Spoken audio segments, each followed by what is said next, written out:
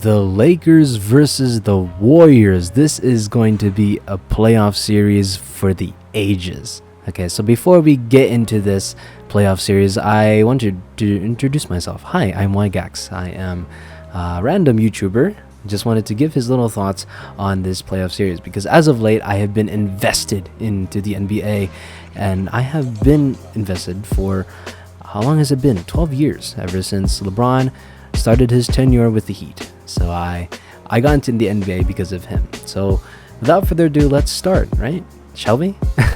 So let's start with the Lakers. So the Lakers is definitely this different animal. This is not the same Lakers that started 2-10 in the season. I mean, even if you take into account the Lakers record after the All-Star break, this team has went 21-9. 21 wins and 9 losses. You know, ever since they made that trade, ever since Rob Pelinka chose Russell, Mo Bamba, Vanderbilt, Malik Beasley, and Rui Hachimura, these pieces have been so important for the Lakers. They provide that depth that the Lakers didn't know they needed.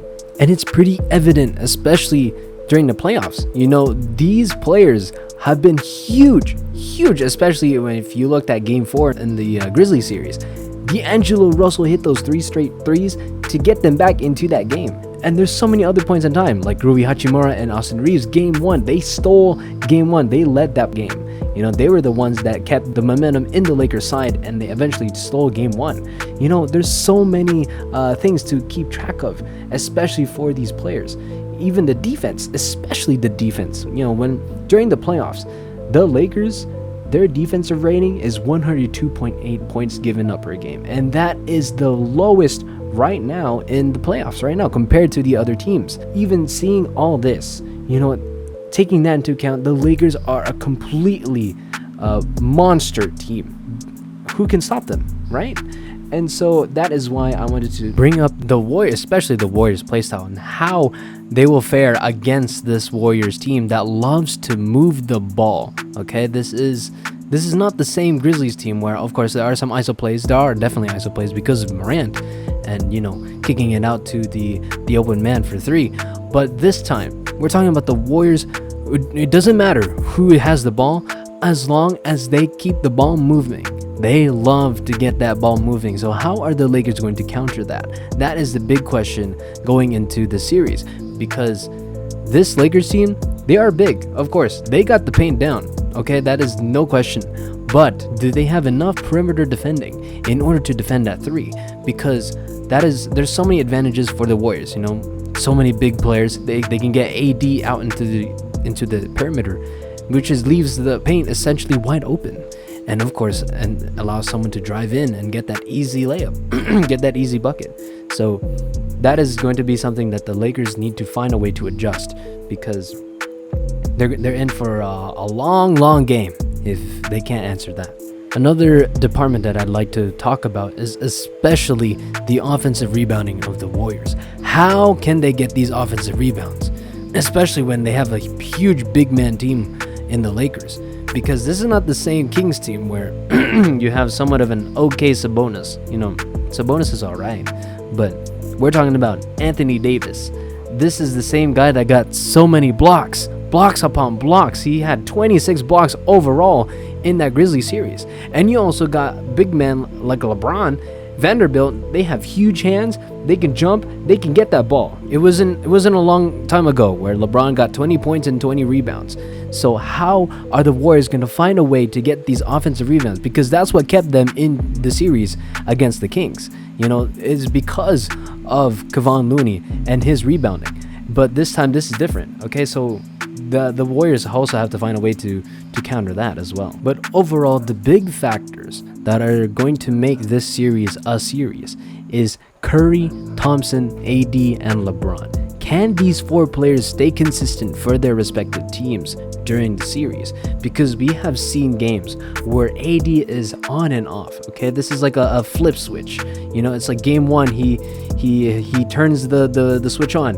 Game 2, he goes off again. It's the same pattern. It's that weird pattern. It's the same thing with Klay Thompson. He's been very inconsistent. But you got Curry.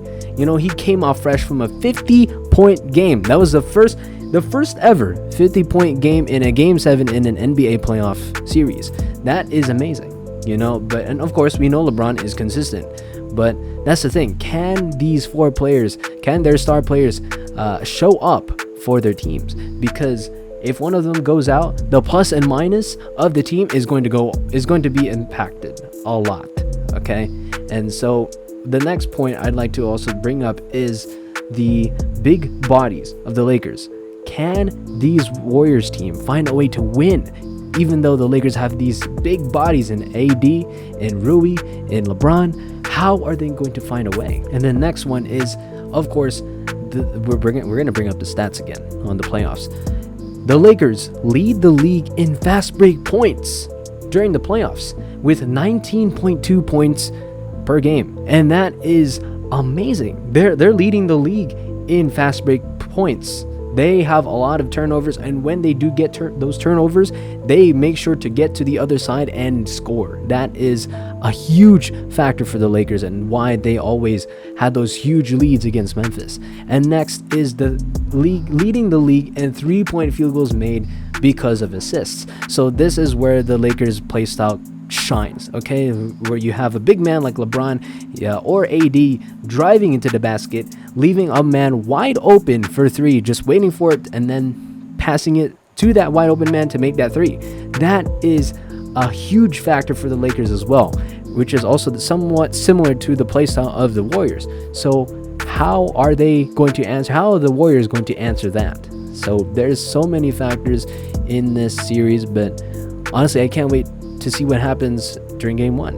You know, a little glimpse into seeing what's going on, what's going down. Is Curry going to deliver? Is LeBron going to deliver?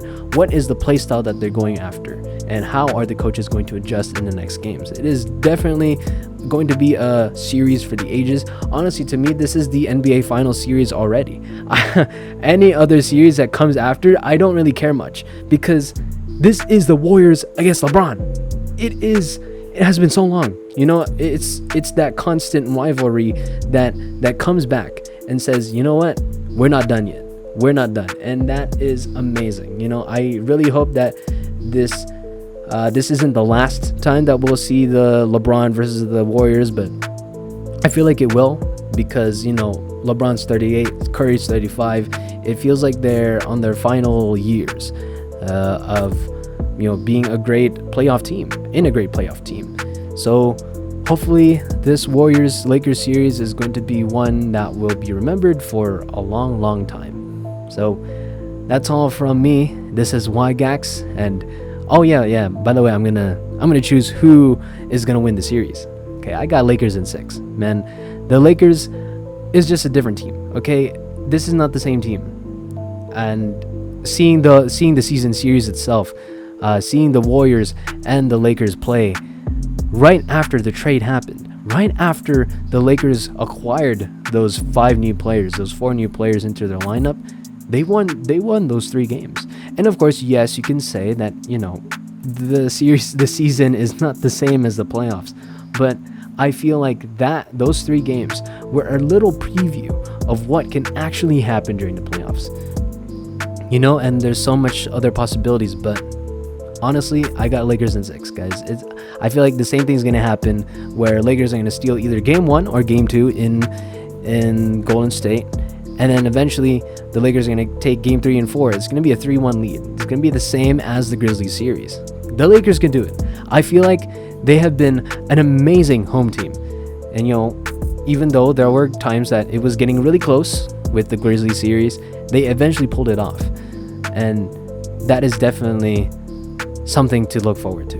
So hope you guys enjoyed this little analysis video, and see you guys after game 1. Catch you guys later. See ya.